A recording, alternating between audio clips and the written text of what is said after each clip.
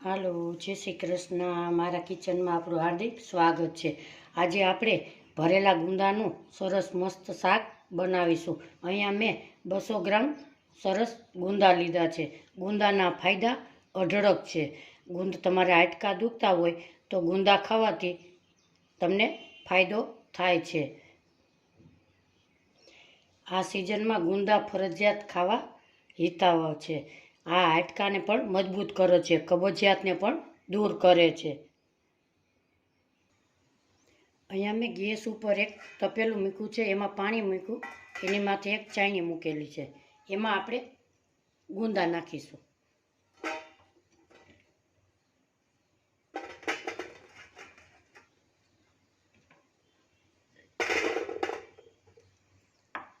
ગુંદાને આપણે ઢાંકણ ઢાંકી અને 3 થી 4 મિનિટ પાકવા દેશું.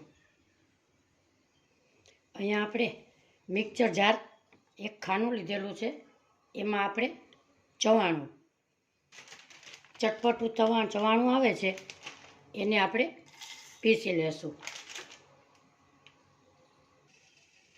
આપણું ચવાણું સરસ એકદમ આવી રીતે આપણે પીસી લીધેલું છે.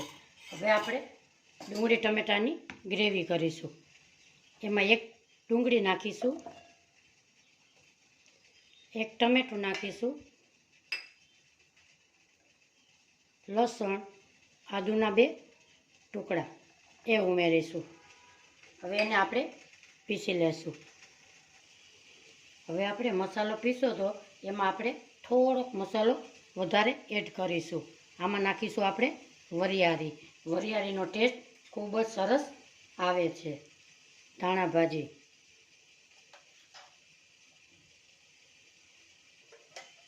લાલ મરચું 1 ચમચી, ધાણા જીરું 2 ચમચી, એમાં નાખીશું 1 ચમચી તેલ. એને હવે આપણે મિક્સ કરી લેશું.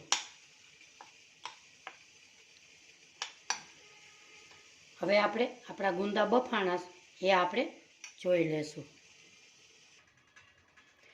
આપણા ગુંદા સરસ એકદમ બફાઈ ગયા છે.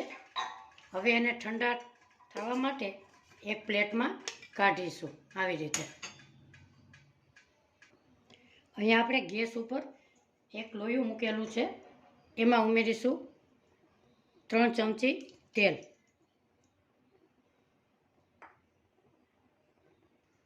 આપણું તેલ આવી ગયું.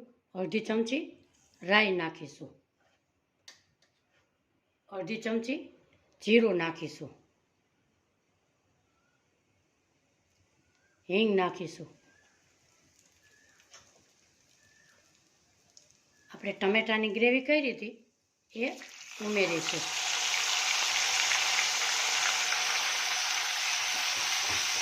આ સબ્જી ખાવામાં ખૂબ જ સરસ લાગે છે.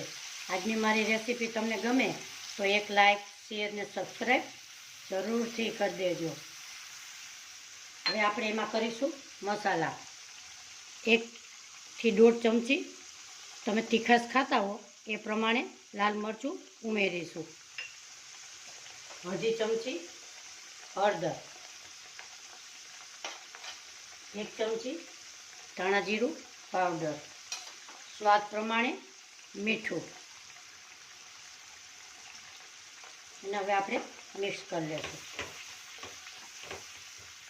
તેલ છૂટું પડે ત્યાં સુધી આપણે આને પકાવશું.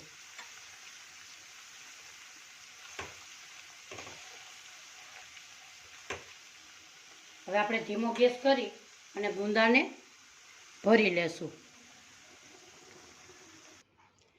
હવે આપણા ગુંદા સરસ ઠરી ગયા છે, ઠંડા થઈ ગયા. એને આપણે ટોપકું ઉખેડીશું અને સહેજ આવી રીતે દબાવશું એટલે આપણો ઠળિયો નીકળી જાય છે. અને એને આપણે આ મસાલો અંદર ભરીશું. આવી રીતે બધાય ગુંદાને આપણે મસાલો ભરી લઈએ. ગુંદા સરસ બફાઈ ગયા હોય તો એમાંથી ચીકાશ પણ એકદમ વહી જાય છે અને ખાવામાં પણ ચીકાશ લાગતા નથી. આવી રીતે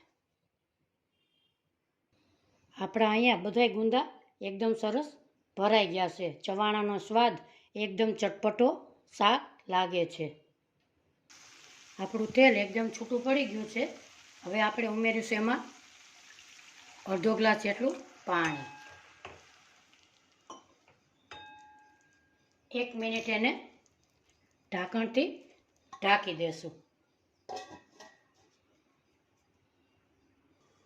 હવે આપણે ઢાંકણ ખોલીશું. એમાં નાખીશું આપણે ગુંદા ભરેલા હતા એ. હવે એને ધીમાં આવી રીતે એને હલાવીશું.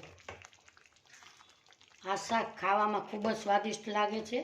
તમે પણ ચોક્કસથી ટ્રાય કરજો. અને મારી રેસીપી તમને કેવી લાગી કોમેન્ટ બોક્સમાં જરૂરથી જણાવજો. માથે નાખીશું આપણે ધાણા ભાજી. હવે આપણે એને સર્વ કરીશું.